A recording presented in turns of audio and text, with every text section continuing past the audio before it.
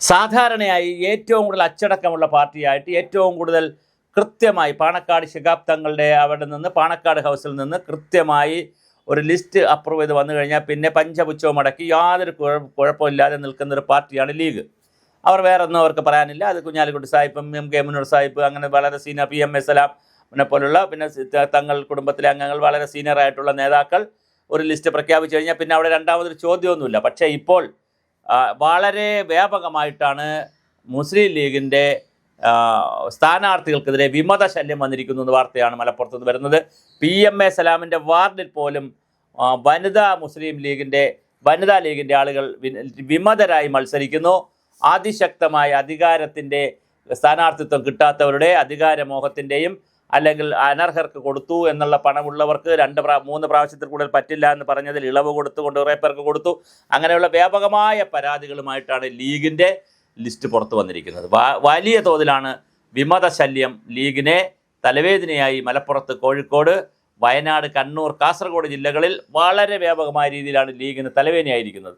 ഈ തലവേദന നിൽക്കുമ്പോൾ തന്നെ മറ്റ് പല സ്ഥലങ്ങളിലും ഇതുപോലെ തലവേദനകളുണ്ട്. ഒരു CMPക്ക് ഒരു സീറ്റ് കൊടുത്തപ്പോൾ കോൺഗ്രസ്സുകാരുടെ സിറ്റിംഗ് സീറ്റ് കൊടുത്തപ്പോൾ കോൺഗ്രസ്സുകാർ പറയുന്നത് ഈ സീറ്റ് വിറ്റു എന്നാണ്, CMPക്ക് വിറ്റു എന്നാണ് പറയുന്നത്. അതുപോലെ തന്നെ കോഴിക്കോട് CMPക്ക് സീറ്റ് കൊടുത്തതിൻ്റെയൊക്കെ ഫലമായി അവിടെ വളരെയധികം ആളുകൾ വളരെ ഡൈനാമിക്കായിട്ടുള്ള, അവരുടെ പേര് ഞാൻ ഓർക്കുന്നില്ല, വളരെ ഡൈനാമിക്കായുള്ള ഒരു വനിതാ കൗൺസിലർ ഉൾപ്പെടെ, കോൺഗ്രസിൻ്റെ കൗൺസിലർ ഉൾപ്പെടെ കുറേ അധികം പേർ ആം ആദ്മിയിലേക്ക് പോയി.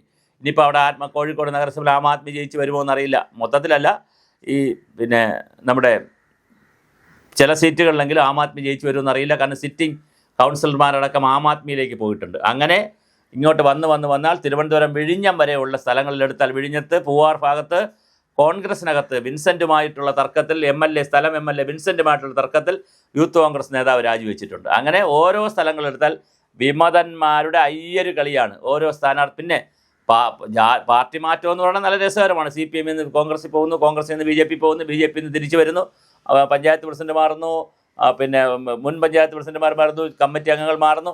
ഇങ്ങനെ വളരെ വ്യാപകമായ രീതിയിലാണ് സ്ഥാനാർത്ഥികൾ അങ്ങോട്ടും ഇങ്ങോട്ടുമൊക്കെ മാറിക്കൊണ്ടിരിക്കുന്നത്. അപ്പോൾ തീർച്ചയായിട്ടും വളരെ ഗൗരവതരമായ ഒരു സ്ഥാനാർത്ഥി ഈ ലിസ്റ്റ് കൃത്യമായി ഉണ്ടാക്കിയെടുക്കാൻ ഓരോ പാർട്ടിക്കും കഴിയാത്തൊരു സാഹചര്യമുള്ളത്. അതിലേറ്റവും ഒരിക്കലും നമ്മൾ പ്രതീക്ഷിക്കാതിരുന്നൊരു പാർട്ടിയായിരുന്നു മുസ്ലിം ലീഗ്. ലീഗിൽ നിന്നും ഈ വിമതശല്യം വരുന്നു എന്നുള്ള വാർത്ത ഒരു പുതിയ കൗതുക വാർത്തയാണ്. അതുകൊണ്ടാണ് നമ്മളിത് ചെയ്തത്. അതൊരു കൗതുക വാർത്തയാണ്. കാര്യം ലീഗിൽ അങ്ങനെ സംഭവിക്കുന്നതല്ല. CPMനകത്തും CPI പോലുള്ള പാർട്ടികളൊന്നും ഇപ്പോൾ സംഭവിക്കുന്നില്ല. CPMലും പിന്നെ കുറച്ചൊക്കെ ഉണ്ട്, ഒരു 99% CPMലൊന്നും ഇങ്ങനെ സംഭവിക്കും. കാരണം കേഡർ പാർട്ടിയാണ്. പക്ഷേ മറ്റ് പാർട്ടികളിൽ സംഭവിക്കും. കോൺഗ്രസിനും BJPയൊക്കെ, കേരള കോൺഗ്രസിലൊക്കെ ധാരാളമായി സംഭവിക്കുന്നതാണ്. പക്ഷേ എന്തായാലും ഇവിടെ ഇത് നടക്കുന്നില്ല. ഇതിനിടയ്ക്ക് അവസാനം പറയാനുള്ളൊരു കൗതുകം, നമ്മുടെ കേരള കോൺഗ്രസ് Bയുടെ സ്ഥാനാർത്ഥിയായി പൂജപ്പുര രാധാകൃഷ്ണൻ മത്സരിച്ചു. അദ്ദേഹം AK ആൻ്റണിയുടെ വീട്ടിൽ വോട്ട് ചെയ്യുമെന്ന് ചോദിച്ചപ്പോൾ AK ആൻ്റണി പറഞ്ഞു, അനുഗ്രഹം ഇല്ല, വോട്ടും ഇല്ല, വന്നത് സന്തോഷം, നിങ്ങളുടെ സിനിമകളൊക്കെ ഞാൻ കാണുന്നു, അതൊക്കെ കൊള്ളാം, സംഭവമെല്ലാം കൊള്ളാം, പക്ഷേ താങ്കൾക്ക് വോട്ട് തരാൻ പറ്റില്ല, ഞാൻ കോൺഗ്രസ്സുകാരനാണ്, അതുകൊണ്ട് തന്നെ താങ്കൾക്ക് അനുഗ്രഹവും ഇല്ല.